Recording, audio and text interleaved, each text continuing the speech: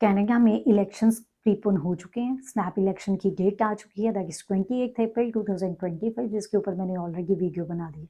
लेकिन आज मैं डिस्कस करूंगी जो 4 मेजर पार्टीज एक दूसरे को कॉम्पीट कर रही हैं, जिसमें लिबरल्स जो इस टाइम पावर में है, कंजर्वेटिव्स जो स्ट्रॉन्ग ओपोनेंट्स हैं, एनडीपी पार्टी जिसको जगमीत सिंह लीड कर रहे हैं, और ग्रीन पार्टी जिसमें एलिजाबेथ मे है। तो इनकी क्या स्ट्रैटेजीज हो सकती है माइग्रेशन को लेके, अगर इनमें से कोई भी पावर में आती है। लेकिन इससे पहले 2 मेजर अपडेट्स आपके साथ डिस्कस करूँगी। कनाडा में रिसेंटली कितना प्रोसेसिंग टाइम लग रहा है, क्योंकि आईआरसीसी ने 25 मार्च को इसको अपडेट कर दिया है। और साथ में एक और चेंज सामने आया है, दैट इज़ सीआरएस स्कोर को लेके।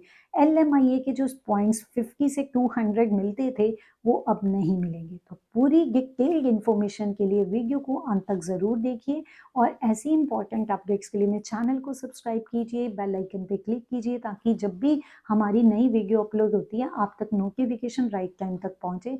इंस्टाग्राम पे भी मेरे को आप फॉलो कर सकते हैं, क्योंकि मैं इस सारी डिटेल्ड वीडियो का समरी जो है वो इंस्टाग्राम में रील्स में डालती हूँ। और हाँ, इस वीडियो को ज़्यादा से ज़्यादा लोग के साथ शेयर करना मत भूलना।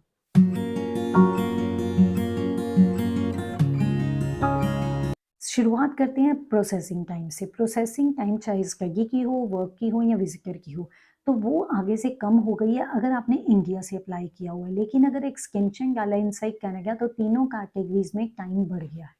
तो सबसे पहले स्टडी परमिट से शुरुआत करें। इंडिया से जो स्टडी परमिट के लिए एप्लीकेशन डाली है ना स्टूडेंट्स आपने, उसके अभी 14 वीक्स का टाइम शो हो रहा है, जो पहले काफ़ी हफ्तों से 15 वीक्स था। अगर आपने inside Canada first time study permit डाला, तो उसके लिए 3 वीक्स का टाइम है, कोई चेंज नहीं है। अगर इनसाइड कनाडा आपने एक्सटेंशन डाला स्टडी परमिट का, तो उस केस में आपको 2 दिन ज़्यादा वेट करना पड़ेगा as compare to previous week. 116 days का टाइम लग रहा है। वर्क परमिट वालों, आपके लिए तो बहुत देर बाद गुड न्यूज़ है। काफ़ी हफ्ते से 20 वीक्स चल रहा था अगर इंडिया से अप्लाई किया। मेरे से काफ़ी क्वेश्चंस पूछे जाते हैं, तो मैं तो यही बोलती हूँ वेट कीजिए। अभी आपके लिए टाइम 1 हफ्ता कम हो गया है। अभी सिर्फ और सिर्फ 19 वीक्स का टाइम लग रहा है, जो 20 वीक्स काफ़ी हफ्ते से चल रहा था। अगर आपने inside Canada first time work permit डाला है या उसका एक्सटेंशन डाला है, दोनों के केस में 3 दिन का बढ़ोतरी देखने को मिला है। 115 डेज लग रहे हैं, जो पहले 112 डेज था लास्ट वीक। विजिटर वीज़ा वालों, भर-भर के एप्लीकेशंस डालो। गुड न्यूज़ है, इंडिया से अप्लाई किए 61 डेज़, ड्रामेटिकली डाउनफॉल देखा गया है। ऑन एन एवरेज 22 डेज़ का लास्ट वीक 83 डेज़ शो कर रहा था, इस हफ्ते 61 डेज़, बहुत ज़्यादा डाउनफॉल देखा गया है। तो स्टूडेंट्स मेरे से पूछ भी रहे थे कॉन्वोकेशन आ रही है समर में, कईयों का मई एंड में है, कईयों को जून में है, तो पेरेंट्स को बुलाना चाहते हैं। This is the right time to apply. 2 months का टाइम है, तो आप अप्लाई कर लीजिए, लेकिन ज़्यादा डिले मत कीजिए, क्योंकि आपके पेरेंट्स अगर आपको जॉइन करते हैं कॉन्वोकेशन के लिए, तो आपको इस टाइम एप्लीकेशन डालनी पड़ेगी। तो अगर विजिटर वीज़ा इनसाइड कनाडा आपने डाला है, 15 डेज़ का टाइम है, कोई चेंज नहीं है। विजिटर वीज़ा का एक्सटेंशन, जिसको विजिटर रिकॉर्ड बोला जाता है, उसमें 6 दिन की बढ़ोतरी देखने को मिली है as compare to previous week. अभी 125 डेज़ लग रहे हैं, जो 119 डेज़ था लास्ट वीक। अब बात करते हैं जो नया चेंज आया है एलएमआईए को लेके। Guys, LMIA labour market impact assessment, जिसके 50 से लेके 200 पॉइंट्स के बीच में ऐड ऑन होते थे उन लोगों के लिए जो एलएमआईए लेके एक्सप्रेस एंट्री में अपने पीआर के लिए एप्लीकेशन डालते थे। तो इस टाइम पे एलएमआईए के पॉइंट्स पीआर के लिए आप क्लेम नहीं कर सकते। ऑल्दो इसका अनाउंसमेंट लास्ट ईयर हुआ था, लेकिन 25 मार्च से ये इम्प्लीमेंट हो चुका है। सिर्फ और सिर्फ एक्सेप्शन है उन लोगों के लिए जिनका आईटी आ चुका है, उनको जानने की ज़रूरत नहीं है, उनके पॉइंट्स ऑलरेडी ऐड हो चुके हुए हैं, उनका आईटी आ चुका है, और उन्होंने अपनी एप्लीकेशन जो भी उनकी रिक्वायरमेंट्स है, फर्दर डॉक्यूमेंट्स सबमिट करवाने वो करवाएँ, और अपनी पीआर के लिए आगे स्टेप कंटिन्यू करें। लेकिन जो लोगों ने अभी पूल में अपनी एप्लीकेशन डाली हुई है या फ्यूचर में डालनी है, सभी के लिए अब एलएमआईए के पॉइंट्स क्लेम नहीं हो सकते, ये ध्यान रखिए, वेरी करता है। अब आपको एक एग्जांपल भी बताती हूँ। सपोज एलएमआईए के आपको 50 पॉइंट्स मिले, आपका सीआरएस स्कोर बन गया 500, और अब दूसरा बंदा ऐसा है जिसने बिना एलएमआईए के अपने 406 की पॉइंट्स बनाए हैं, तो आपके अब एलएमआई के पॉइंट्स नहीं बने, आपके पॉइंट्स आ गए 450, तो ऑब्वियसली आपके लिए चांसेस कम होंगे, आईटी आने के दूसरे बंदे के चांसेस ज़्यादा है, तो आपको ये कॉम्पिटिशन फेस करना पड़ेगा। तो ये कहीं ना कहीं फ्रॉडुलेंट एक्टिविटीज़ को कम करने के लिए जो अरेंज एम्प्लॉयमेंट रहती है, पेड एम्प्लॉयमेंट रहती है only for the sake of PR, उसको कम करने के लिए मार्क मिलर ने अपने कार्यकाल में इसको ऑलरेडी अनाउंस कर दिया था। सिर्फ सामने आना था कि पीछे से सारा सिस्टम अपडेट होके वो सामने आना था, वो आ चुका है। हाँ, जिनके सीआरएस स्कोर्स क्लियरली विजिबल नहीं हो रहे उनको अपने प्रोफाइल पे आईआरसीसी की तरफ से ये अपडेट है कि विदिन अ वीक या विदिन सम स्पेसिफिक टाइम उनको रिफ्लेक्ट हो जाएंगे। उनको पता चल जाएगा कि एलएमआईए के पॉइंट्स कट करने के बाद उनका कितना सीआरएस स्कोर बनता है। व्यूअर्स, अब बात करते हैं इलेक्शंस की। इलेक्शंस आने वाले हैं, पार्टीज ऑब्वियसली कॉम्पीट करेंगी। माइग्रेशन एक एजेंडा है, बहुत मेजर इंडस्ट्री है कनाडा की। कनाडा की इकोनॉमी उस पर बहुत डिपेंड करती है, चाहे वो टीआर को लेके हो चाहे वो पीआर को लेके हो। तो ऑब्वियसली माइग्रेशन को लेके क्या डिफरेंट पार्टीज सोच रही हैं, अब उसके बारे में डिस्कस करते हैं। सबसे पहले लिबरल से शुरुआत करते हैं। इन पावर है, मार्क कार्नी लीड कर रहे हैं। तो जो अभी तक चेंजेस हुए हैं, मुझे नहीं लगता कि इसको कहीं ना कहीं डील मिलेगी, ये डील नहीं मिलेगी। कैपिंग इंट्रोड्यूस हो गई इंटरनेशनल स्टूडेंट्स को लेके, या वर्कर्स या स्पाउस, उनके ऊपर ऑलरेडी रिस्ट्रिक्शंस हो गई हैं, तो ये कंटिन्यू रहेंगी रहेंगी। प्रायोरिटाइज किया जाएगा जो पब्लिक सर्विसेज है, हाउसिंग शॉर्टेज है, हेल्थ केयर सर्विसेज है, उसको लेके। तो ये उस चीज़ को ज़्यादा प्रेफर करेंगे। हाँ, इनसाइड कनाडा या इनबाउंड कनाडा को लेके मीन्स इंटेग्रेट करेंगे टीआर को पीआर की तरफ से, तभी तो सीईसी के ज़्यादा ड्रॉ निकलने की बात है। हाँ, तवज्जो ज़्यादा से ज़्यादा फ्रेंच को भी दी जा रही है।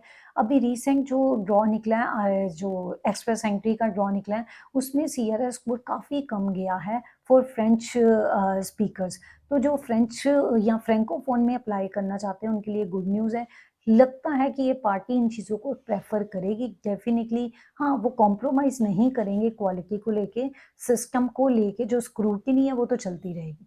अब बात करते हैं ओपोजिशन पार्टी जो स्ट्रॉन्ग लीग में है, दैट इज कंजर्वेटिव पार्टी, जिसको पियर पोलिवियर लीड कर रहे हैं। गाइस, मैंने इसके ऊपर ऑलरेडी वीडियो बनाया था, आपको बताया था कि काफ़ी स्ट्रिक्ट मेजर्स लेने की बात की गई है ऑलरेडी। आज की वीडियो में उसी को ही दोबारा मैं अलग अलग इन्फॉर्मेशन को इकट्ठा करके आपको बता रही हूँ कि इस टाइम पे अगर पियर पोलिवियर की बात करें तो उन्होंने पहले अनाउंस कर दिया है इस साल माइग्रेंट्स का टारगेट 3,95,000 रखा है, और पियर पोलिवियर उसको लेके आना चाहते हैं 2.5 लाख के ऊपर। तो काफी कम है, स्क्रूटिनी और ज्यादा हो जाएगी, कैपिंग बहुत स्ट्रिक्ट मेजर्स से होएगी। डेफिनेटली ये इकोनॉमिक को, लेबर शॉर्टेज को फोकस तो करेंगे करेंगे, लेकिन बहुत स्ट्रिक्ट मेजर्स लेने जा रहे हैं, ऑलरेडी इसके ऊपर मैंने बता दिया है। हाँ, बॉर्डर सिक्योरिटी को भी फोकस करेंगे, उसको इन्हेंस करेंगे, ताकि कहीं ना कहीं बॉर्डर सेफ रहें, कैनेडियन सेफ रहें, इलीगल माइग्रेंट या इलीगल कोई भी फ्रॉडुलेंट एक्टिविटीज बॉर्डर के ऊपर एटलीस्ट ना हो। तो आगे आता है ट्रम्प के जो टैरिफ आ रहे हैं, ट्रम्प से या नेबरिंग कंट्री से रिलेशन के ऊपर, तो लगता है ये स्ट्रिक्ट स्टैंड ही रखेंगे। अब बात करते हैं एनडीपी की, जगमीत सिंह लीड कर रहे हैं। अब क्योंकि ये ज़्यादा फोकस माइग्रेशन पे भी करेंगे, सपोर्ट करेंगे उसको, ह्यूमैनिटेरियन माइग्रेशन हो, रेफ्यूजीज की माइग्रेशन हो या फैमिली रीयूनिफिकेशन हो, इन सभी को ये मेजर कंसीडर करेंगे। अगर ये खुद भी पार्टी में मतलब लीड करते हैं, कनाडा में एज ए पीएम बनते हैं, तो ये तो करेंगे करेंगे। अगर ये अलायंस में आते हैं ना, तो डेफिनेटली दूसरी पार्टी को भी इन चीज़ों पे फोकस करने के लिए बात करेंगे। सो लेट अस सी क्या होता है, बट इनका फोकस इन सभी चीज़ों पे रहेगा। इन्होंने क्रिटिसाइज किया है कनाडा के जो इतना ज़्यादा बैकलॉग है और प्रोसेसिंग टाइम है उस चीज़ को, तो डेफिनेटली ये ज़्यादा फंडिंग की बात करेंगे ताकि बैकलॉग भी कम हो, ऑन टाइम वीज़ा एप्लीकेशंस का प्रोसेसिंग हो, तो उसके लिए ये स्पीड अप प्रोसेस करने की भी बात करेंगे। तो ये सभी चीज़ें पे फोकस है इनका। अब बात करते हैं ग्रीन्स की। एलिजाबेथ मे इसको लीड कर रही है, नो डाउट ये भी माइग्रेशन सपोर्ट करेंगे। कनाडा की इकोनॉमी है माइग्रेशन बेस्ड, तो इमिग्रेंट्स को तो सपोर्ट मिलनी मिलनी है, लेकिन ये सस्टेनेबिलिटी को फोकस करेंगे इन कंटेक्स्ट विद क्लाइमेट या एनवायरनमेंट, इन चीज़ों को ज़्यादा साथ में रखेंगे। ग्रीन जॉब्स क्रिएट करने की बात करेंगे अगर ये पावर में आते हैं।